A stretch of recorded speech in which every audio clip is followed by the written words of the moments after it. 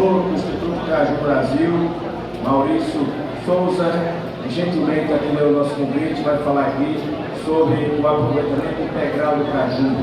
Ok, Maurício, muito obrigado por ter vindo a Mossoró, por estar fazendo parte desse momento. Uma contribuição enorme do Caju Brasil para o encontro do setor da cajucultura e na organização da nossa participação aqui da agricultura. Muito obrigado. Eu que agradeço o convite de estar aqui presente. Agradeço todo o público aí presente para a gente estar falando um pouco mais aí sobre cajucultura e todo o seu potencial, né? Pessoal, eu queria começar aqui com o nosso site. Quem quiser mais informações sobre o Instituto Caju Brasil, é só acessar ele, tá bom? É ICB Caju Brasil, não tem erro, aqui já no site. Vou falar um pouco sobre mim, até para a gente se inteirar e vocês entenderem um pouco do contexto que eu quero apresentar para vocês. Meu nome é Maurício, eu sou diretor do Instituto Caju Brasil há mais ou menos 1 ano e meio. Eu trabalho no segmento de gastronomia há 21 anos, segmento mesmo da indústria, das empresas, fazendo trabalho, articulações. E quando eu fui convidado para entrar no Instituto, uma das coisas que seria, entre aspas, o meu grande trabalho era fazer esse trabalho juntamente com a cajucultura no Instituto, que no final envolve todos vocês, aí, produtores e pessoas envolvidas direta ou indiretamente dentro do setor, né? E aí eu queria começar a falar um pouco sobre caju a partir de um ponto de vista um pouco diferente. Alguém aqui se lembra das aulas de história? Quem lembra das aulas de história da Carta de Pedro Vaz de Caminha? Só isso? Estavam cabulando aula, hein? Pessoal, na Carta de Pedro Vaz de Caminha, quando ela é escrita, lá aparece uma identificação de como os portugueses chegam. Eles oferecem uma bebida, que no caso é um vinho estragado para os índios. Os índios, em contrapartida, oferecem uma bebida que seria um cauim, fermentado de mandioca, digamos, como a gente conhece. Por que eu estou fazendo essa referência? Porque era muito comum entre os índios a fermentação de diversos produtos. No Ceará, por exemplo, nós temos a comunidade de Genipapo Canidé dos índios, que eles produzem, por exemplo, o motororó, que é um fermentado de caju azedo. É um caju pequeno, mais azedinho, mas é presente em várias comunidades, não só do Ceará, como de outras regiões. Quem tiver a oportunidade de conhecer, vale muito a pena. Tem até uma festa tradicional que eles organizam todo ano, que geralmente é no mês de novembro.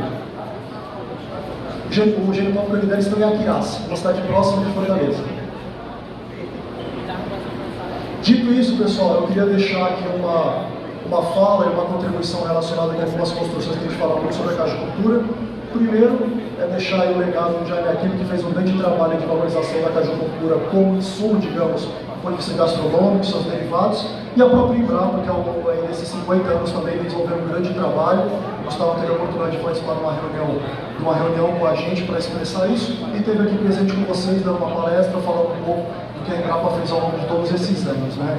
Então, só deixar um legado, óbvio que nada disso seria possível se vocês não estivessem presentes, trabalhando, principalmente os produtores que estão na linha de frente aí de tudo, né?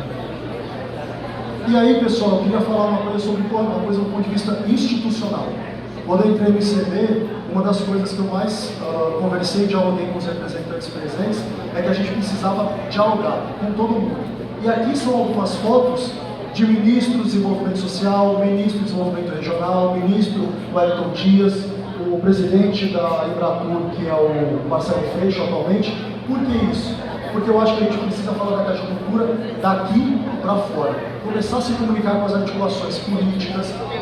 É importante a gente entender as necessidades do produtor, mas a gente também precisa falar e se comunicar com todos os setores, porque muitas vezes a gente fala da cajucultura a partir de um ponto, ou seja, só do produtor. A gente esquece que tem toda uma cadeia, tem turismo envolvido. Alguém aqui conhece alguma rota de turismo voltada para a questão da cajucultura? Ninguém levantou. Por que não criar? Por que não ter esse diálogo? Por que as repartições públicas, quando tem evento, não oferecem, por exemplo, um caju, digamos aí, nos eventos? O próprio Itamaraty, por que não oferece não um caju, mas vários derivados? E aí, quando eu falo isso, não existe nada novo. Já existem diversas linhas de ações. Por exemplo, no Ceará, existe uma rota de cruz. Tem uma nutricionista que ela está criando uma rota juntamente com os produtores. Então, o cara vai se hospedar, daquela hospedagem ele vai, faz uma rota, prova cajuína, conhece o processo de processamento da castanha e outros derivados. Então é importante esse diálogo esses formatos para a gente criar modelos além simplesmente da cajucultura da castanha, porque existe todo um mercado em expansão, não só aqui no Brasil, mas no mundo, até porque o mercado de vinhos, por exemplo, lá fora, já faz isso há muitas décadas. E aí, dentro disso, entra o nosso maior problema aí, que até